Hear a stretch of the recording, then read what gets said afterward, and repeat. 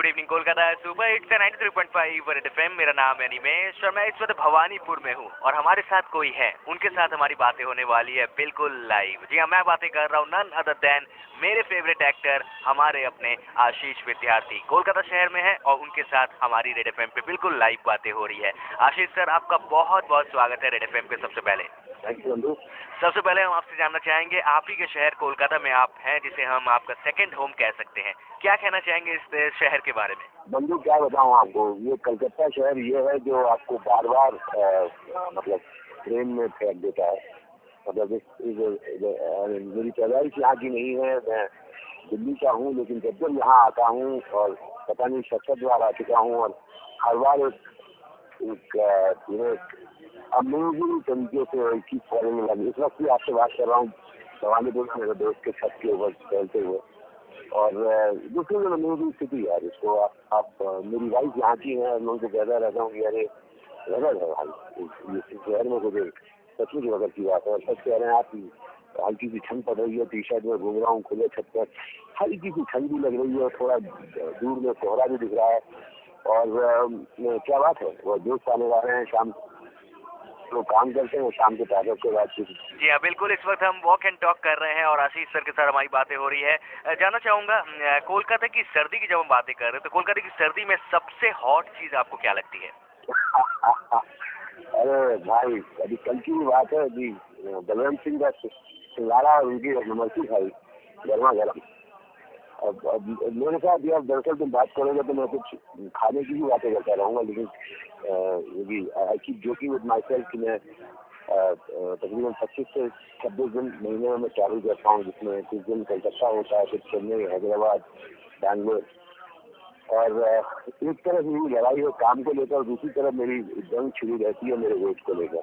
और वेट को लेकर इशू ये है कि बहुत लोग, कुछ खुशकिस्मत लोग होते हैं जो जब कोई नए शहर में जाते हैं तो उनको वहाँ का खाना पसंद नहीं आता है, इसलिए वो खा नहीं पाते। अब मेरी किस्मत मुझे ऐसी है कि हर कल्चर का खाना मुझे पसंद आता है। तो इस दुधारू त्यौहार पर चलते हैं दोस्तों। ओके, जब कोलकाता की हम बातें कर रहे हैं तो आपसे जानना चाहूंगा, यहाँ का वर्क कल्चर जो है, यहाँ का काम करने का जो ढंग है, वो क्या चेंज हुआ है? आपको क्या लगता है? मेरे ख्याल से 15 सालों से यहाँ पर फिल्म कर रहा हूँ, और तब की फिल्में जिस तरह से बनती थी, जिस तरह से लोग काम करते थे उनमें, और आज में एकदम जमीन आसमान का फर्क है।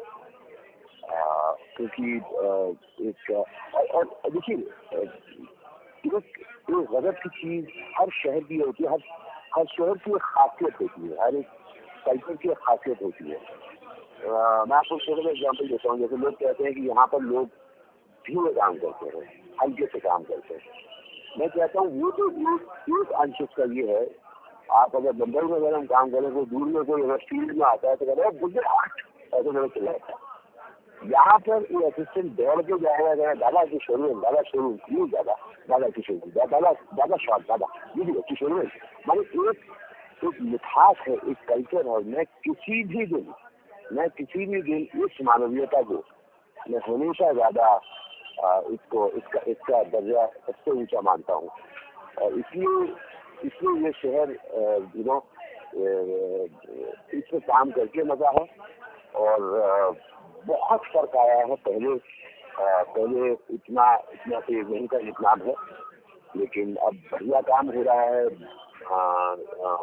बड़े बड़ी की फिल्में बन रही हैं, और क्या कहते हैं, इसके अंदर वो बात का कनेक्ट भी है, लोगों का कनेक्ट भी है। बिल्कुल सर, मैं बताना चाहूंगा, आप मेरे हमेशा से फेवरेट रहे हैं। मेरे फेवरेट एक्टर्स में से आप एक रहे हैं। सीरियल्स हो, मूवीज हो, हर जगह हमने आपको देखा है।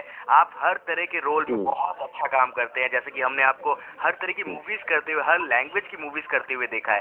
कितना टफ हो जाता है? कौन सा लैंग्वेज को आपको ग्रैप करने में सबसे ज्यादा टफ लगा? बंधु, मैं 11 भाषाओं में काम कर चुका हूँ। 11 भाषाओं में 3 भाषाओं को मैं जानता हूँ, हिंदी, अंग्रेजी और बंगला। इसके अलावा बाकी जो 8 भाषाएं उनको मैं जानता नहीं। तो इसलिए मेरे लिए सब ठीक है। बंगला भी बहुत अच्छी तरह से नहीं बोल पाता, लेकिन कुछ मैनेज कर लेता हूँ। और मुझे मजा आता है। मैं जो भी एक्टिंग का मुझे जो कीड़ा था, जो सचिन में काटा था इसे, उस वजह से हूँ, तो इसलिए बाकी हर जगह मजा आता है। लेकिन अलग अलग कल्चर के साथ झूठ हो पाती है, लोगों के साथ झूठ हो पाती है। समझ के साथ भेद होती है, हर कल्चर की एक अलग सोच होती है, उससे मिल पाता हूँ. And I love to be a traveller, you know. I always look at myself as somebody continuously traveling, and I just love to travel. So I earlier used to think that मैं काम के लिए travel करता हूँ, लेकिन अब मैं समझ गया हूँ I travel for I just कहने में लगता है मैं काम के लिए ट्रैवल करता हूँ, लेकिन अब मैं समझ रहा हूँ कि मैं काम करता हूँ ताकि मुझे ट्रैवल करने का मौका मिलता रहा. बिल्कुल सर, जानना चाहूंगा लास्ट मूवी आपने कौन सी देखी है? लास्ट फिल्म मैंने जो 3 दिन पहले देखी, रामलीला देखी, बहुत अच्छी लगी मुझे. ओके, वेल हीरो और विलेन हर तरह के रोल्स में हम आपको देखते हैं, तो कौन सा ज्यादा टफ लगता है? विलेन का रोल करना ज्यादा टफ है या फिर भाई का रोल करना, ब्रदर का रोल करना वैसा टफ लगता है आपको?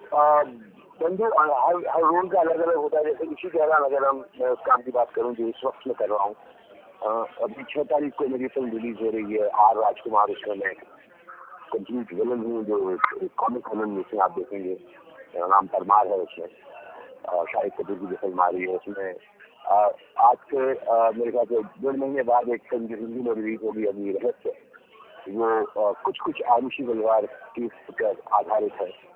इसमें मेरा एकदम से अलग किस्म का किरदार है, उसका म्यूट अलग है, उस फिल्म का पिचिंग अलग है, एक बहुत ही सोफिस्टिकेटेड किस्म का किरदार उसमें खिला है. तो इधर कलकत्ता में इस दौरान जो मैं काम कर रहा हूँ, मैं जीत के साथ फिल्म कर रहा हूँ, उसका नाम है बच्चन. उसमें मैं एकदम अलग किस्म का किरदार. तो अलग अलग किस्म के किरदार होते हैं जो आपको चुनौतियाँ देते रहते हैं. और मजेदार बात यह है कि हर किरदार अपनी किस्मत लेके आता है, हर किरदार अपनी कुछ खासियत लेकर आता है. और मजा है कि अगर हम ऑनेस्टली उस किरदार को उस डायरेक्टर को जैसा चाहिए वैसा खेल सके. जैसे अभी अमेरिका के मार्च तक हमारी एक बड़ी इंटरेस्टिंग बांग्ला फिल्म रिलीज होगी, उसका नाम है 3 काहुन. वो फर्स्ट टाइम डायरेक्टर हैं, मुंबई के काफी बड़े नामचीन आज फिल्म मेकर हैं बुधान मुखर्जी. उनकी फिल्म है 3 काहुन, जिसमें ऋतुपर्णा और मैंने एक कहानी कही है उन 3 कहानियों में से. और उसकी मतलब एक ऐसा गजब का रोल बुधान ने मुझे दिया है. वो फिल्में आपको काफी इंटरेस्टिंग लगेंगी. 3 अलग अलग वक्त की 3 कहानियों को लेकर एक साथ गया है एक फिल्म में. तो basically it is exciting. It's exciting to do films across languages, across cultures, because each culture, each language has its own grammar in terms of what kind of films they make.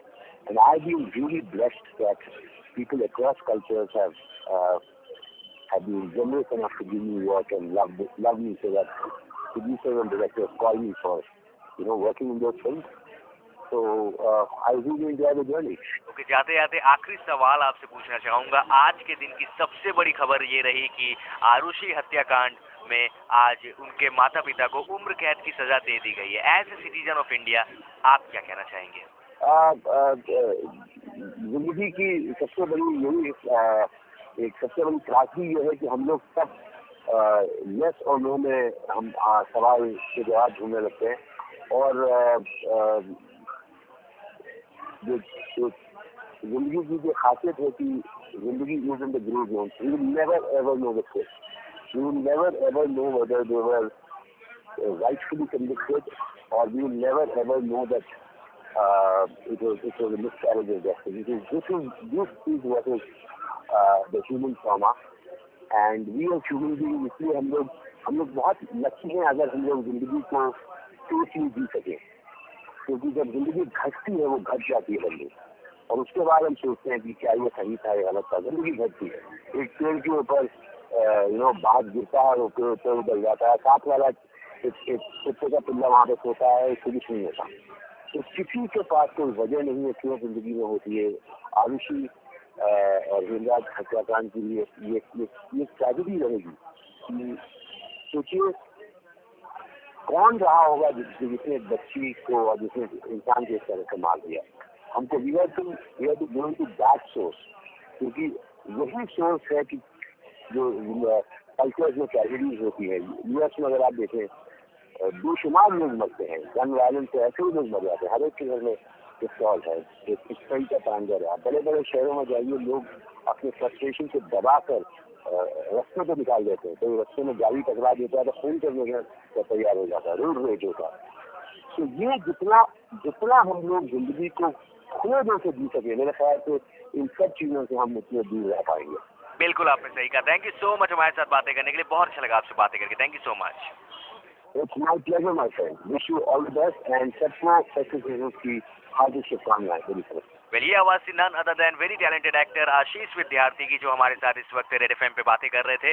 मैं अनिमेश आप सभी के लिए भवानीपुर से report कर रहा हूँ और हमारी बातें हुई none other than actor Ashish Vidyarthi के साथ। That's all from here, back to studio.